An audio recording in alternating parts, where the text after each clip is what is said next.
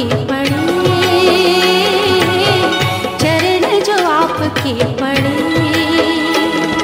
समय रहा निहार है, प्रभु रहा पुकार है, आइए पधारिए, सभी को इंतजार है।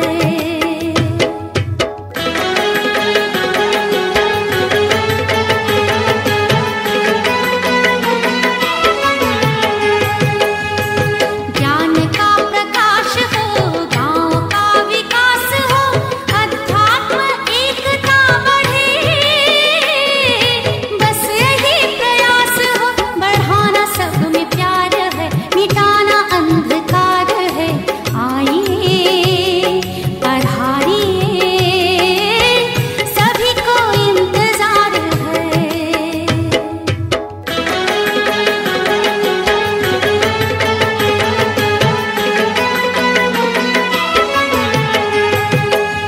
विजय तिलक है भाल पर, दिखाना है कमाल कर, कश्ती को संभाल कर, तूफान से निकाल कर, करना बेड़ा पार है, लाना फिर बहार है, आइए पधारिए, सभी को इंतजार है।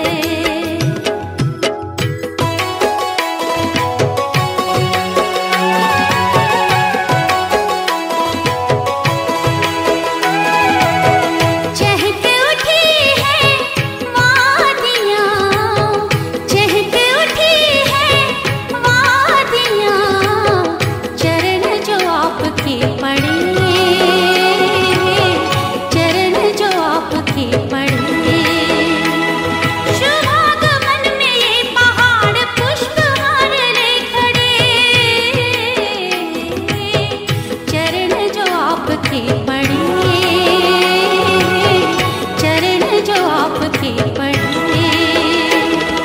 समय रहा निहार है, प्रभु रहा पुकार है, आइए पधारिए, सभी को इंतजार है। ओम शांति। नमस्कार किसान भाइयों, आज हम यहाँ पर एक बहुत विशेष विषय पर चर्चा करने के लिए बैठे हैं, जिसमें आपको प्रशिक्षण दिया जाएगा। और विषय है हर्बल गुलाब जल से टिकाऊ खेती। भारतवर्ष, जिसको हम कहते हैं कि जिसकी की आर्थिक का आधार ही खेती है, जिसको कि कृषि प्रधान देश की श्रेणी में रखा गया है, और जहां गायन है कि उत्तम खेती मध्यम बान, निषद चाकरी भीख निदान। और उत्तम खेती, इस उत्तम खेती के आधार पर ही भारत स्वर्णिम भारत हुआ करता था, और जिसके लिए पुनः गायन था कि जहां डाल डाल पर सोने की चिड़िया करती हैं बसेरा। परंतु यदि हम वर्तमान परिदृश्य देखें तो वर्तमान परिदृश्य में ये दोनों ही गायन चरितार्थ नहीं होते। वर्तमान परिदृश्य में आज किसान का बेटा भी किसानी करना नहीं चाहता। उसका कारण क्या है? क्योंकि उसका लाभांश कम हो गया है। और हम देखें कि खेती, वर्तमान खेती में जल, जमीन, जलवायु, जैव विविधता और जनजीवन सब के दुष्परिणाम हमारे सामने हैं। तो फिर उपाय क्या है? क्या किया जाए? तो हमारे पास आज उपाय है कि हमें कम लागत की, अधिक लाभांश देने वाली टिकाऊ जैविक खेती की ओर चलना पड़ेगा। और अगर हम भारत की प्राचीन परंपरा देखें तो हमारे लिए कोई ये नई बात नहीं है। जैविक खेती किस रूप में थी ये हमको सोचना पड़ेगा। और अगर हम अपना अतीत पलट के देखें तो जब हम स्वर्णिम युग में थे तो उस वक्त में भारत में जो खेती की व्यवस्था थी वो वृक्ष आयुर्वेद आधारित थी।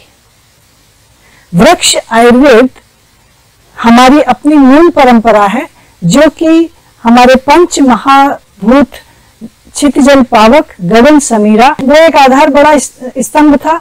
और दूसरा जो तीन त्रिदोष हैं, वात, पित्त और कफ।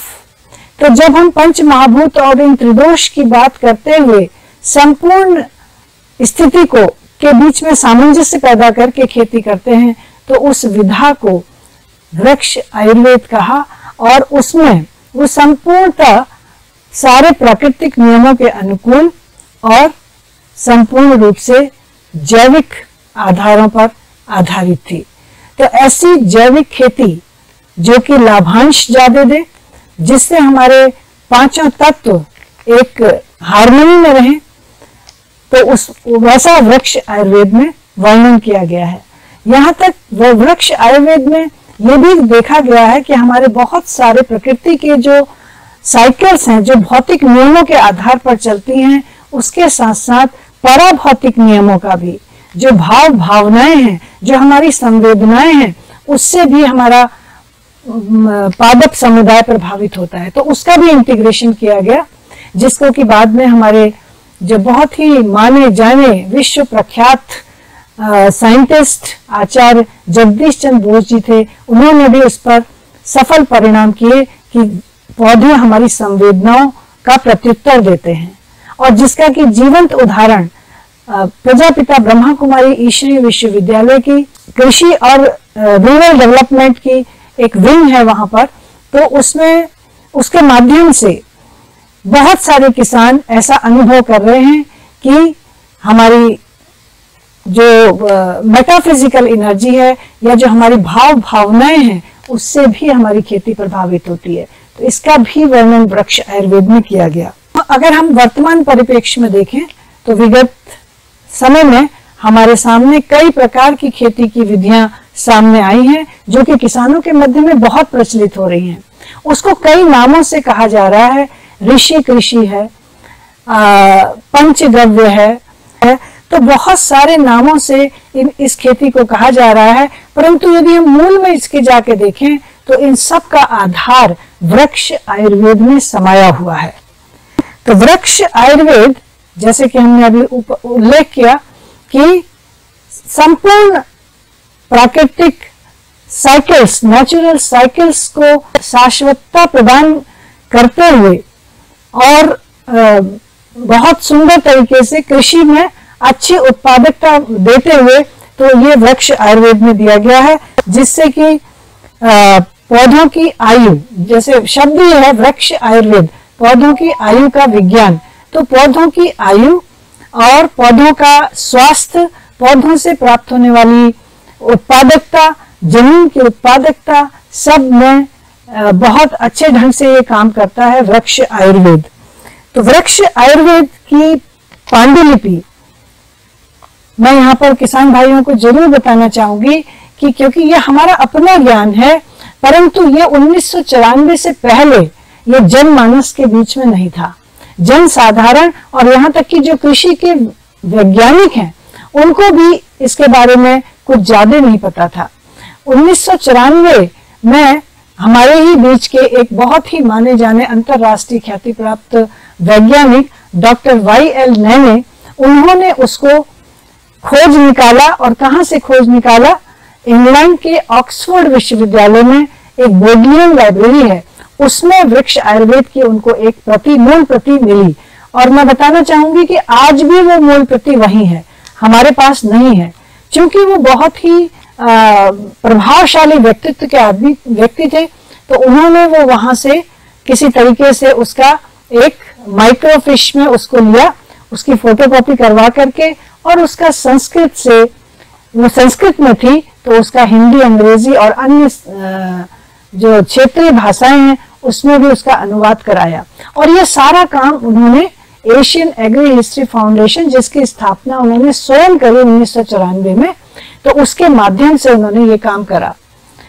और आज जब उन्होंने 25 बरस तक काम करने के बाद ऐसे और भी बहुत सारी पांडुलिपियां जिसमें वृक्ष आयुर्वेद का उल्लेख था, तो ऐसी पांडुलिपियां उन्होंने खोजी जो देश और विदेश में पड़ी हुई थी, बिखरी हुई थी। और उसका उन्होंने, क्योंकि वो या तो संस्कृत में थी या किसी और भाषा में, कन्नड़ में, मलयाली में और किसी भाषाओं में थी, तो उसका उन्होंने अंग्रेजी और हिंदी और अन्य भाषाओं में अनुवाद कराया और जन साधारण के मध्य वो इस ज्ञान को लोकप्रिय करने के लिए लाए। अब हमारा कर्तव्य है कि हम वैज्ञानिक और हम किसान भाई इस ज्ञान को समझें, उपयोग करें और इसके नए परिवेश में, आधुनिक परिवेश में इसको इंटीग्रेट करके इसका पूरा लाभ उठाएं। तो आज जो हमारा चर्चा का विषय है और उसमें हम प्रैक्टिकली इन बातों को देखेंगे कि कैसे हम कुणाप जल, जो मैंने बताया कि हमारे वृक्ष आयुर्वेद की एक अनुपम भेंट है और ये आज का नहीं, 1000 वर्ष पहले श्री सुरपाल, वैद्य सुरपाल जी ने वृक्ष आयुर्वेद की एक संपूर्ण किताब लिखी और उस किताब में उन्होंने हर्बल कुणाप जल एक फॉर्मूला दिया जिसके माध्यम से पौधों को न केवल पोषण बल्कि पौधों की पूरी सुरक्षा और मिट्टी की उत्पादकता बढ़ाने के लिए, जैव विविधता बढ़ाने के लिए उसका उपयोग किया जाता है, जिसको कि हम आज देखेंगे कि हमारा मूल रूप से कुणाप जल, वृक्ष आयुर्वेद में इंगित कुणाप जल क्या है, नंबर 1। नंबर 2 हम देखेंगे उसको समय के साथ डॉक्टर नैने ने, क्योंकि वो शाकाहारी नहीं था, उसमें जो मरे हुए जानवर थे उनके वेस्ट मटेरियल का उपयोग होता था, लेकिन कालांतर में डॉक्टर नैने ने उसको शाकाहारी बनाया और उसको हमने कहा हर्बल कुणाप जल। तो हर्बल कुणाप जल जो कि जिसका कि आधार है वो कुणाप जल जो हमारे वैद्य सुरपाल जी ने 1000 वर्ष पूर्व वृक्ष आयुर्वेद पांडुलिपि के माध्यम से विश्व को दिया।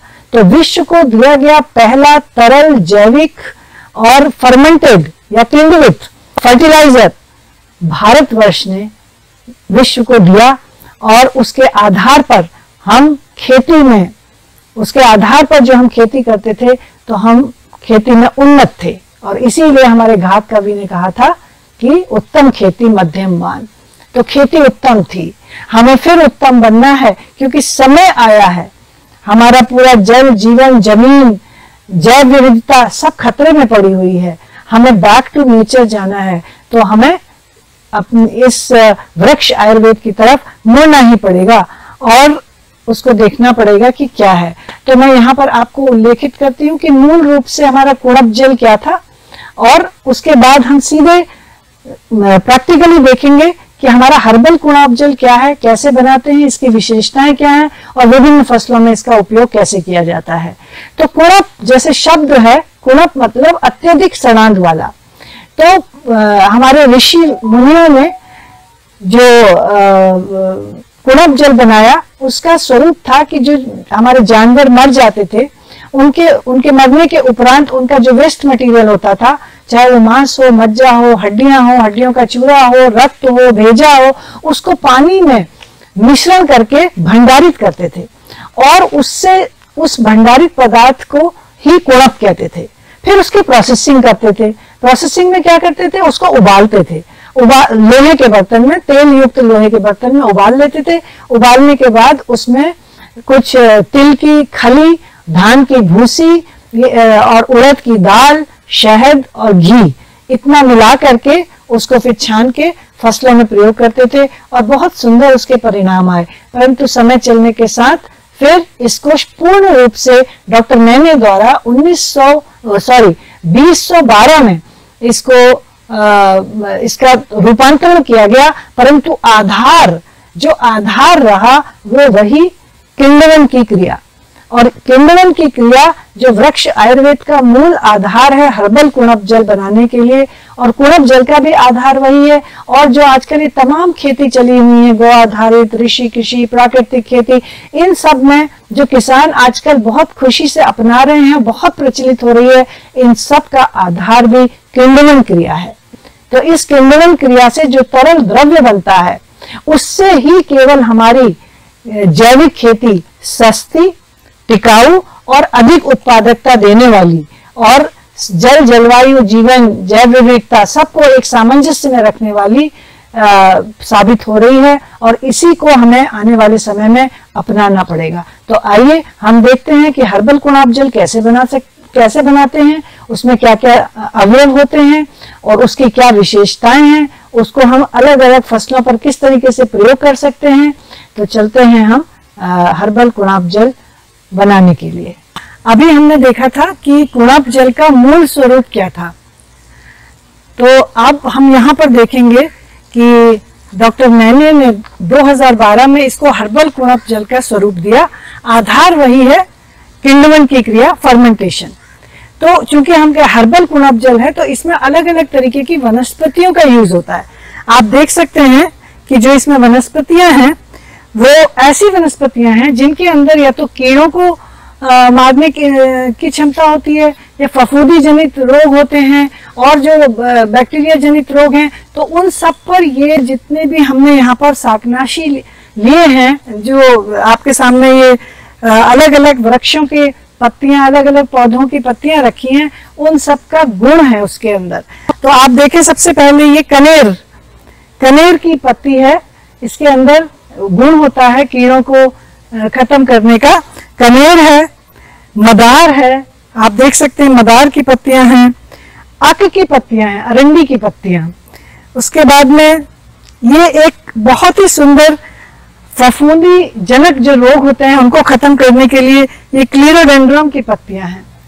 इसके अलावा नीम को आप सब जानते हैं कि नीम हमारा बहुत ही प्राचीन समय से बीमारियों और रोगों के प्रति प्रतिरोधक क्षमता उत्पन्न करने की इसकी क्षमता होती है, तो ये नीम है। उसके अलावा में ये यहाँ के स्थानीय कुछ खरपतवार हैं जिसका उपयोग होता है, उसमें हमने कुछ गिलोय की पत्तियां ली हैं, और आसपास में पाई जाने वाली जो पत्तियां हैं वो सब बारीक रूप से काटी हुई हैं। तो इसलिए हम इसको हर्बल कुणाप जल कहते हैं, क्योंकि इसमें ये अलग अलग प्रकार की वनस्पतियां जिसके अंदर की कीट और रोगों के प्रति प्रतिरोधक क्षमता पौधे के अंदर, जमीन के अंदर, जब पौधे अंकुरण होते हैं उस समय उनके अंदर तो ऐसी क्षमता वो पैदा करता है, तो इसलिए हर्बल कुणाप जल कहते हैं। तो हम इसको आज आपके सामने यहीं पर बनाएंगे। ये हर्बल कुणाप जल बनाने के लिए हम 200 लीटर का एयर टाइट, ये भी बहुत ध्यान दें किसान भाई कि एयर टाइट, उसमें ढक्कन जो हो वो बहुत आपका अच्छा हो कि कहीं से भी हवा बाहर ना निकले। तो ढक्कन युक्त 200 लीटर का हम ये डब्बा लेते हैं, और उसमें सबसे पहले हम गोबर और गौमूत्र डालते हैं। तो 200 लीटर हर्बल कुणाप जल बनाने के लिए हम लगभग 10 से 12 किलोग्राम गोबर, ये गोबर को हमने पहले घोल लिया है ताकि मिलाने में आसानी हो। तो ये हम 10 से 12 किलो गोबर इसमें 200 लीटर के ड्रम में डालेंगे, और गोबर के बाद हम 10 से 12 लीटर गौमूत्र डालेंगे। तो गोबर और गौमूत्र डालने के बाद इसके जो अन्य अवयव हैं उनको मैं आपको दिखा देती हूँ। एक बहुत महत्वपूर्ण अवयव आपके सामने रखा है, अंकुरित उड़द की दाल। तो अंकुरित उड़द की दाल पड़ेगी इसमें। ये गोबर के बाद गौमूत्र डालें, गौमूत्र के बाद अंकुरित उड़द की दाल, उसके बाद ये गुड़ का पानी बना के रखा है, तो ये 2 किलो गुड़ है, तो अच्छी तरह से घुल जाए इसलिए ये गुड़ का घोल, गुड़ का घोल दिखाइए। तो ये गुड़ का घोल है, ये पड़ेगा, ये 2 किलो गुड़ का घोल है। ये अंकुरित उड़द की दाल है। इसके बाद किसान भाई लोग बहुत ध्यान से देखें, बहुत ही महत्वपूर्ण ये चरण है कि हम ये धान की भूसी का पानी, धान की भूसी का पानी कैसे बनाएंगे, इसको पहले अलग से बना के रखना होता है।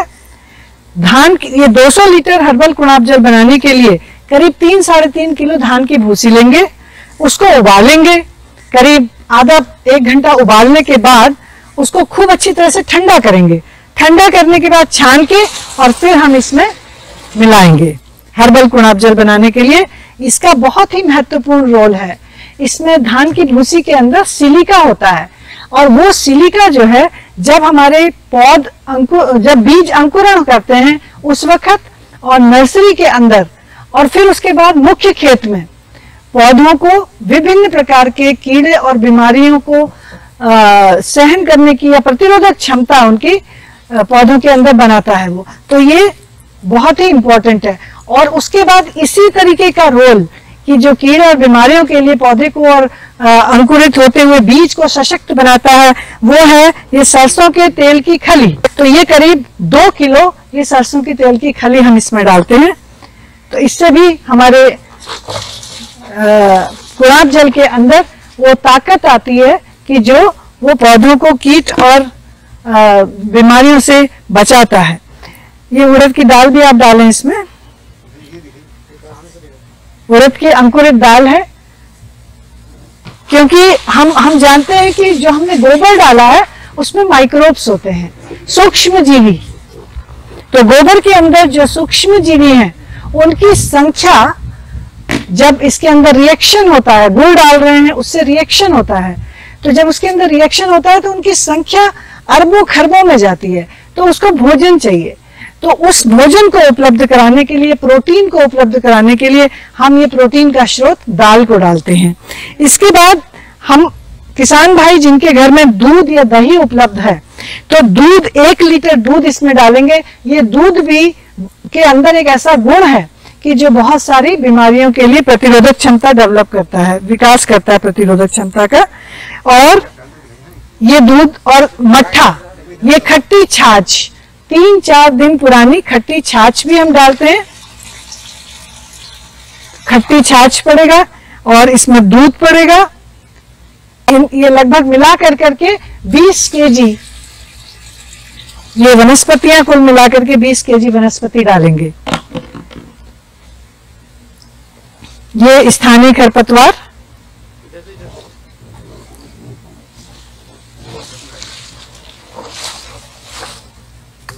ये गिलोय, इसमें गिलोय भी है, स्थानीय खरपतवार हैं, तो इसको डालेंगे।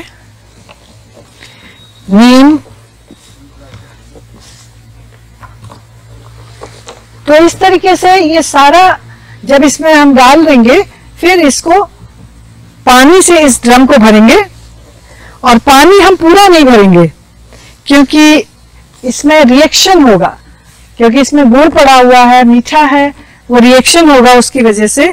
तो रिएक्शन होने के बाद इसमें उफान उठता है, तो पानी हम करीब करीब इसके ड्रम में यहाँ तक पानी भरेंगे। आप ये निशान लगभग इसके गर्दन तक हम कह सकते हैं, यहाँ तक पानी भरेंगे और बाकी स्थान छोड़ देंगे ताकि उसमें जब रिएक्शन होता है तो बाहर न गिरे। तो फर्मेंटेशन की क्रिया अच्छी तरीके से हो, इसलिए थोड़ा स्थान छोड़ देते हैं। अब इसके बाद जब ये सारे खरपतवार इसमें पड़ जाएंगे, सारी वेजिटेशन इसमें पड़ जाएगी, तो इसके बाद हम इसको पानी से भर के और इसमें इसको अच्छी तरीके से एक लकड़ी के डंडे से हिला करके और किण्वन की क्रिया के लिए ढक्कन बंद करके इसको रख देंगे। फिर जो बहुत महत्वपूर्ण बात है कि सुबेरे और शाम 2 बार इसको, गर्मियों के दिनों में लगभग 15 दिन तक और जाड़ों में 25 दिन भी लग सकते हैं, 22 भी लग सकते हैं, 20 से 25 दिन लग सकते हैं। तो इसको सुबेरे और शाम हिलाएंगे। इसमें पानी चलाइए। तो सुबेरे शाम इसको हिलाएंगे और जब हम इसको हिलाएंगे तो उसमें हमें दिखेंगे बुलबुले बाहर आते हुए, और बुलबुले जब बाहर आते हुए दिखाएंगे तो हम ये पता चलता है कि इसके अंदर रासायनिक प्रक्रिया चल रही है, किण्वन हो रहा है। और धीरे धीरे जब हम रोज चलाएंगे तो बुलबुले थोड़े थोड़े कम होंगे, और जिस दिन बुलबुले बिल्कुल आना बंद हो जाएंगे तो ये इस बात का सूचक होगा कि हमारी किण्वन की क्रिया पूरी हो गई है, रासायनिक क्रिया पूरी हो गई है और हमारा हर्बल गुलाब जल अब फसलों के उपयोग के लिए, फसलों में उपयोग करने के लिए तैयार है। तो ये हर्बल गुलाब जल जो कि मूल गुलाब जल का एक मॉडिफाइड स्वरूप है, तो उसका उपयोग डॉक्टर नैने द्वारा ये विकसित किया गया 2012 में। और मूल रूप से इसको ऋषि सुरपाल ने 1000 बरस पहले दिया था। तो ये 1000 बरस पहले दिया हुआ एक दर्शन, एक फिलॉसफी जो किण्वन की क्रिया के द्वारा होती है, जिससे कि जो कि हमारा विश्व को भारतवर्ष द्वारा दिया गया पहला तरल जैविक और किण्वित फर्टिलाइजर है, ये विश्व को भेंट किया, जिसको कि हमने कहा हर्बल गुलाब जल। और इस हर्बल कुणाप जल को हम विभिन्न फसलों, चाहे खाद्यान्न हो, चाहे दलहन है, चाहे तिलहन है, चाहे सब्जियां हैं, फल हैं, फूल हैं, सब में हम इसको इस्तेमाल करते हैं। और इसको इस्तेमाल करने के लिए अब इसको अब जब ये पानी से भर जाएगा तो हम इसमें ढक्कन लगा देंगे। इसको उपयोग करते हैं, कैसे उपयोग करते हैं कि जैसे हम गन्ने का बो रहे हैं या हम कोई सब्जी बो रहे हैं, तो जो इसकी पौध सामग्री होगी, चाहे गन्ने के सेट्स हों, चाहे राइजोम्स हों, सकर्स हैं, बीज हैं, पहले हम उनको उपचारित करते हैं। उनको उपचारित करने के बाद में फिर हम नर्सरी वहां से जब उखाड़ते हैं नर्सरी से और उसको मुख्य खेत में लगाते हैं, तो हम मुख्य खेत को उपचारित करते हैं और नर्सरी को भी उपचारित करते हैं। पहले राइजोम्स या गन्ने के सेट्स या सकर्स, उनको उपचारित किया, फिर उसके बाद नर्सरी जहां पर उसको बोना है उसको उपचारित करते हैं, फिर उसमें वो सकर्स या गन्ने के सेट्स या राइजोम बोते हैं, या बीज उनको बोते हैं। तो उपचारित बीज, उपचारित नर्सरी, और उसमें उपचारित नर्सरी में उसको बोने छोड़ते हैं फिर उसे, और जब वो बड़ा हो जाता है पौधा, नर्सरी पूरी हो जाती है, तो उसको उखाड़ करके फिर से हम कुणाप जल में, हर्बल कुणाप जल में उसको डिप करके रखते हैं मुख्य खेत में ले जाने से पहले। और उस समय हम मुख्य खेत को फिर से उपचारित करते हैं और उसमें ये जो पौध सामग्री होती है या बीज है तो वो हम बोते हैं। और उसके बाद फिर उसमें फसल के अनुरूप कि फसल की क्या आवश्यकता है, उसमें कितनी सिंचाइयां देनी है, उसमें कौन से कीड़े बीमारी लगते हैं, तो उसके अनुरूप हम उसमें सिंचाई के पानी के साथ और स्प्रे से हम पौधों के ऊपर कैनोपी में उसको छिड़कते हैं। तो हम देखेंगे, आज हम देखेंगे कि हमने यहाँ पर धान की फसल ली हुई है, हमने यहाँ पर धान की फसल ली हुई है जिसमें कि हमने कुणाप जल का उपयोग किया है। तो हम उस खेत पर चलेंगे और हम दिखाएंगे आपको कि कैसे हमने इस धान की फसल को कुणाप जल से उत्पादित किया और वो किस तरीके की इस समय दिखाई दे रही है। तो चलिए आते हैं धान की फसल के खेत में, हर्बल कुणाप जल को उपयोग करने की विधा वहां पर बताएंगे। आइए। अभी किसान भाइयों बहनों, आपने देखा कि हम हर्बल कुणाप जल का निर्माण कैसे करते हैं। तो अब यहाँ पर हम देखेंगे कि हर्बल कुणाप जल का धान की खेती में प्रयोग। तो आप देख रहे हैं पीछे ये जो धान का आपको खेत दिखाई दे रहा है, ये केवल और केवल हर्बल कुणाप जल का इसमें उपयोग हुआ है। किसी भी तरीके का कृषि रसायन इसमें नहीं पड़ा है। इसमें जो धान की किस्म है वो है पूसा बासमती 1509 और इसकी हमने पौध डाली थी 25 जून 2020 को और उसके बाद जब रोपाई की इसकी 18 जुलाई 2020 को।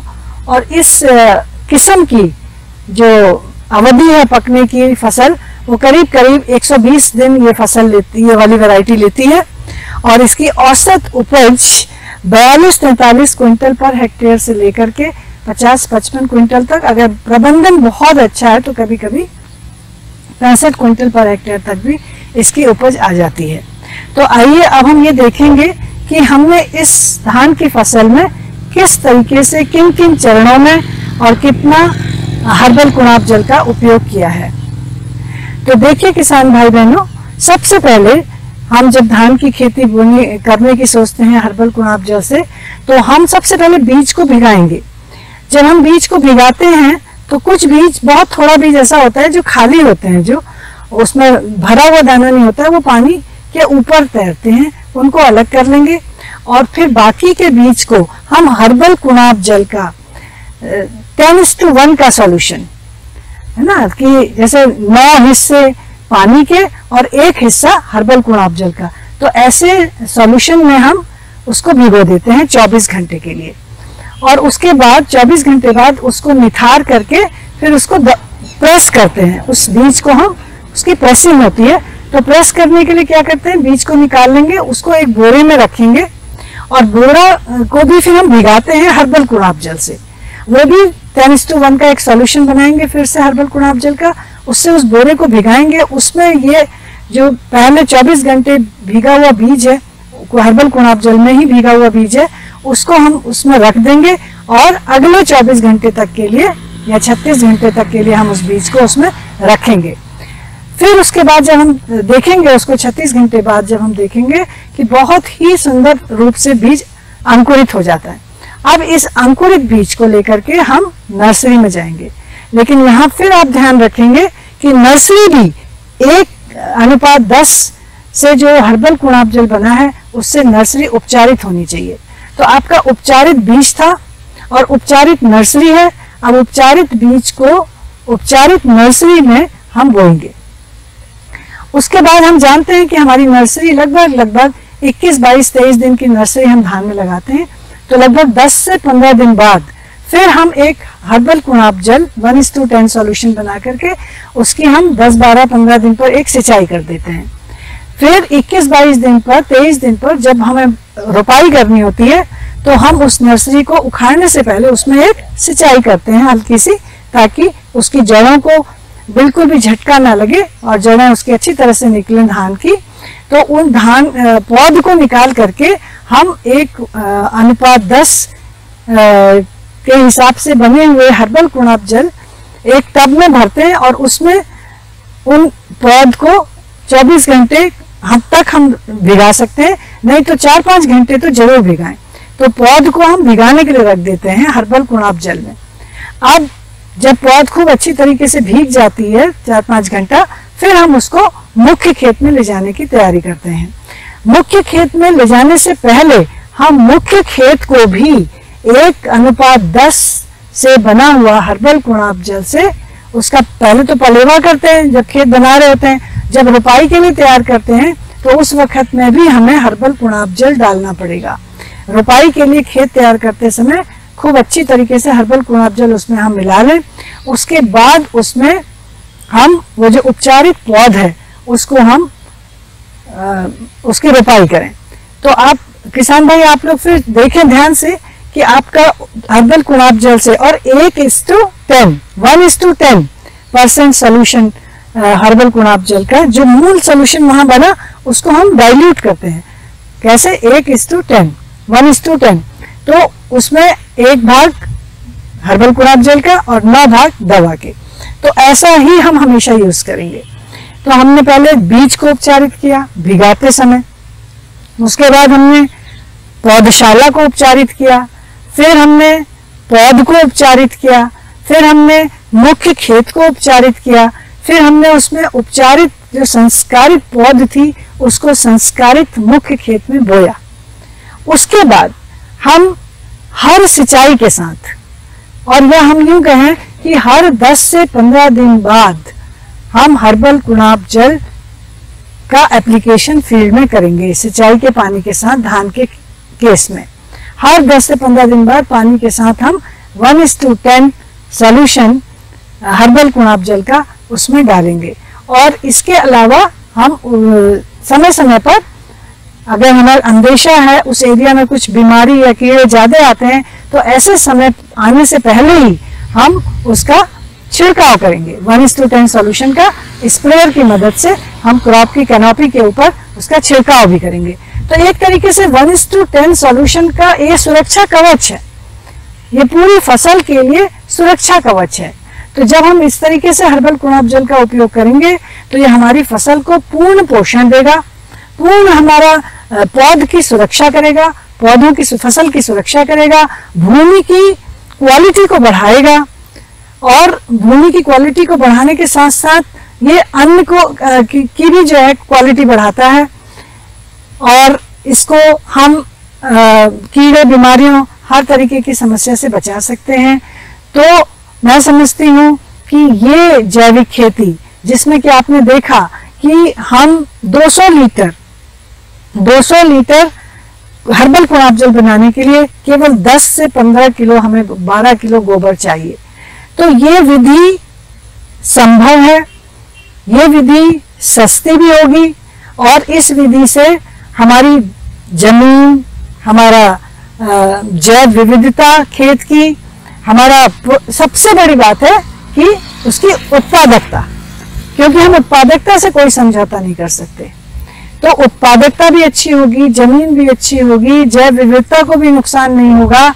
तो इस तरीके का और उसकी फसल की जो लाभांश है वो भी हमारा बढ़ेगा। आज किसान किसानी छोड़ ही इसलिए रहा है क्योंकि उसकी लाभांश में कमी आ गई है। तो हमारा उद्देश्य है नंबर 1 लाभांश कृषक का बढ़े, नंबर 2 हमारी प्रकृति के जो संसाधन हैं उनका संरक्षण हो, और नंबर 3 हमारी उत्पादकता में कोई कमी ना आए। और तो ये तीनों ही तरीके, ये तीनों ही उद्देश्य हमको हर्बल कुणाप जल के प्रयोग से प्राप्त होते हैं। हम तीनों उद्देश्यों की प्राप्ति कर पाते हैं। और मैं यहाँ बताना चाहूंगी कि ये, जैसा कि मैंने पहले भी बताया, कि ये हर्बल कुणाप जल जो डॉक्टर नैने ने 1994 में एशियन एग्री हिस्ट्री फाउंडेशन नामक संस्था उन्होंने खोली, और उसके माध्यम से उन्होंने वृक्ष आयुर्वेद को पुनर्जीवन देने का काम किया। और वृक्ष आयुर्वेद की जो हम कहें कि तिजोरी को, वो जो ज्ञान की जो तिजोरी थी, उसको जन साधारण के सामने खोल के रखा।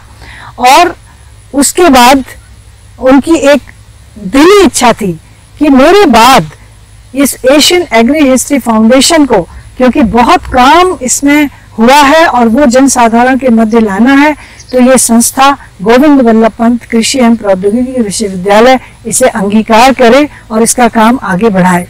तो उनकी मृत्यु के उपरांत विश्वविद्यालय ने, गोविंद वल्लभ पंत एवं कृषि एवं प्रौद्योगिकी विश्वविद्यालय ने, जहाँ की उन्होंने सन 60 से लेकर सन 74 तक अपनी सेवाएं दी थी डॉक्टर नैने ने, तो वहाँ उन्होंने उनका सम्मान करते हुए अब एशियन एग्री हिस्ट्री फाउंडेशन का मुख्यालय पंतनगर गोविंद वल्लभ पंत विश्वविद्यालय में है। और इस समय वर्तमान में उसके जो चेयरमैन हैं वो उनके ही एक शिष्य डॉक्टर SPS बेनीवाल हैं। अब उनकी देखरेख में इस वृक्ष आयुर्वेद की विधा, जो कि 1000 बरस पहले सुरपाल वैद्य सुरपाल जी ने दी थी, और उसमें से भी जो मुख्य एक द्रव्य जिसको कि हम हर्बल कुणाप जल कहते हैं, उसको उससे होने वाले फायदे, नुकसान तो कोई है नहीं, उससे होने वाले फायदे और फसल की जो क्वालिटी बढ़ती है, उस पर पूरे भारत में ही, पूरे एशिया और इसको विदेशों में भी ले जाने का काम अब इस एशियन एग्री हिस्ट्री फाउंडेशन इसके लिए दृढ़ संकल्प है और काम शुरू हो चुका है। क्योंकि अब ये उत्तराखंड में स्थित विश्वविद्यालय में है, तो अलग उत्तराखंड से लगी है। उत्तराखंड में बहुत सारे किसानों ने इसको अपनाना शुरू कर दिया है। नैनीताल जिले के रामगढ़ ब्लॉक में कुछ किसान हैं जो कीवी का प्रोडक्शन कर रहे हैं। कीवी में बहुत अच्छे परिणाम प्राप्त हुए हैं। इसके अलावा खीरा है, शिमला मिर्च है, लौकी है, तमाम सब्जियों में इसका काम बहुत अच्छे परिणाम प्राप्त हो रहे हैं। एशियन एग्री हिस्ट्री फाउंडेशन जब इस वृक्ष आयुर्वेद को के हर्बल कुणाप जल को केरल में ले गई, तो केरल में जो इसका केरल चैप्टर है, वहां पर बहुत वृहद स्केल पर काम हो रहा है और कुन्नूर जिले से काम शुरू हुआ और अब अन्य जिलों में भी वो फैल रहा है और किसान बहुत ही अच्छे परिणाम इसके ले रहे हैं।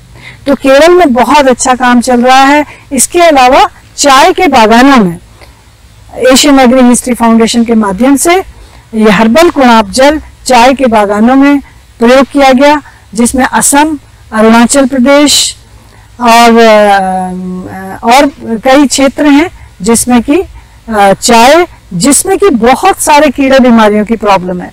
तो ऐसे कीड़े बीमारियों की प्रॉब्लम के चलते ऑर्गेनिक टी का उत्पादन एक चुनौती थी, परंतु हर्बल कुणाप जल के उपयोग से उस चुनौती का सामना किया गया और बहुत ज्यादा एरिया ऑर्गेनिक टी के अंतर्गत आ गया और आज की तारीख में भी वहां पर हर्बल कुणाप जल का उपयोग किया जा रहा है।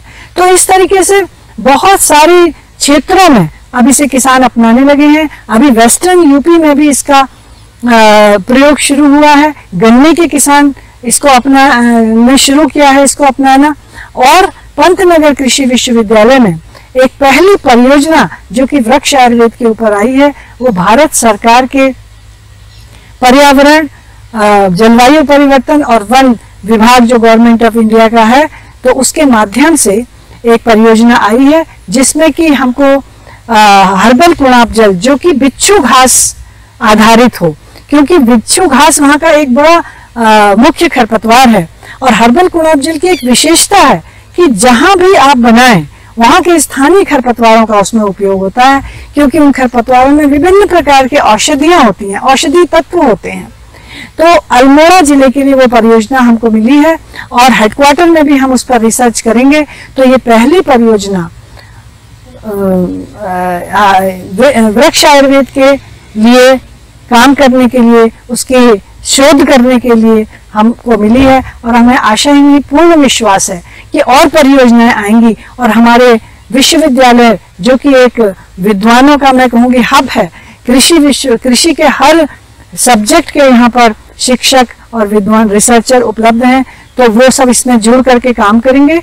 और जरूर आने वाले समय में जो ये हमारा वृक्ष आयुर्वेद जो ज्ञान का पिटारा समेटे हुए है उसकी तहें खुलेंगी और उसका विज्ञान हम सबके सामने रखेंगे। किसान भाई जो भी चीजें हम लोग खोज करेंगे वो हम समय समय पर आपके बीच में उनको लेके आएंगे, और जो हमने किया है वो आपके सामने है और इसके बहुत अच्छे परिणाम आ रहे हैं। तो मैं तो कहूँगी कि हर्बल कुणाप जल अपनाएं और खेती बचाएं। ये समय की आवश्यकता है, समय की मांग है। सस्ती खेती करने का, टिकाऊ खेती करने का, पर्यावरण को सशक्त बनाने के लिए ये हर्बल कुणाप जल एक वरदान है, हमारे ऋषि मुनियों की हमको भेंट है। इसी के साथ मैं आप लोगों से कहूंगी कि सभी लोग हर्बल कुणाप जल बनाएं, अपनी खेती बचाएं।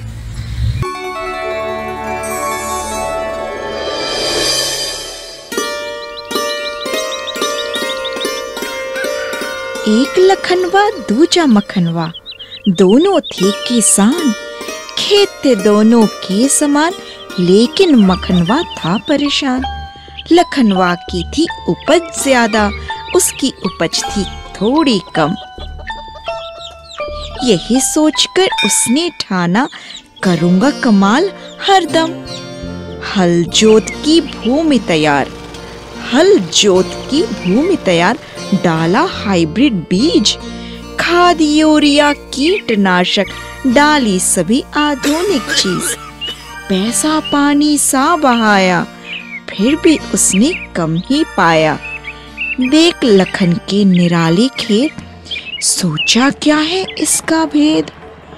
शायद भूमि का है अंतर, या है कोई जादू मंतर। मन उसका न आया बाज, लखन से ही पूछा इसका राज। अरे ओ लखनवा भाई, किए है मैंने लाख जतन, फिर भी तेरे जैसी फसल नहीं आई। अब तुम ही मुझे बताओ क्या है इसका राज। अरे भाई, ये सब तो शाश्वत योगी खेती का कमाल है ना। ये कौन सा फार्मिंग है भाई, इसका नाम तो हम पहली बार सुने हैं। अरे भाई मखनवा, ये तो बड़ी आसान खेती है। पहले हम भगवान की याद से बीज को शक्तिशाली बनावत हैं, फिर उन बीज को ईश्वर की याद में धरती में बोवत हैं। फिर गोबर का जीवामृत और जैविक खाद डालत हैं भाई। फिर अरे फसल को कीट से बचावे के लिए नीम और गोमूत्र का छिड़काव भी करते हैं भाई। पर सबसे इम्पोर्टेंट भाई बात ये है कि भगवान की याद में बैठ के फसल को खूब शुभकामनाएं देते हैं। पौधे भी तो प्यार मांगते हैं ना भाई कि जहरीली खाद। पागल हो गए हो का? How is this possible? अरे भाई, नथिंग इज इम्पॉसिबल। मैं अकेला नहीं हूँ, 1000 किसान भाई लोग जो है यही विधि से खेती कर सफल प्रयोग कर रहे हैं। जरा यह फल तो चख के देख। अरे वाह, ऐसा टेस्टी फ्रूटवा तो हम अपनी सारी जिंदगी में नहीं खाया हूँ भाई। अब तो हम भी शाश्वत योगी खेती को ही अपनाऊंगा। खर्चा कम, मेहनत भी कम और शुद्ध मन से उपजे शुद्ध अन्न। हम भी मेडिटेशन करूंगा, हम भी अब ऐसा ही खेती करूंगा। नए युग के लिए नई खेती, ये है शाश्वत योगिक खेती। अब लखनवा और मखनवा दोनों हुए खुशहाल, जीवन तो सुखमयी हुआ, खेत हुए बहाल।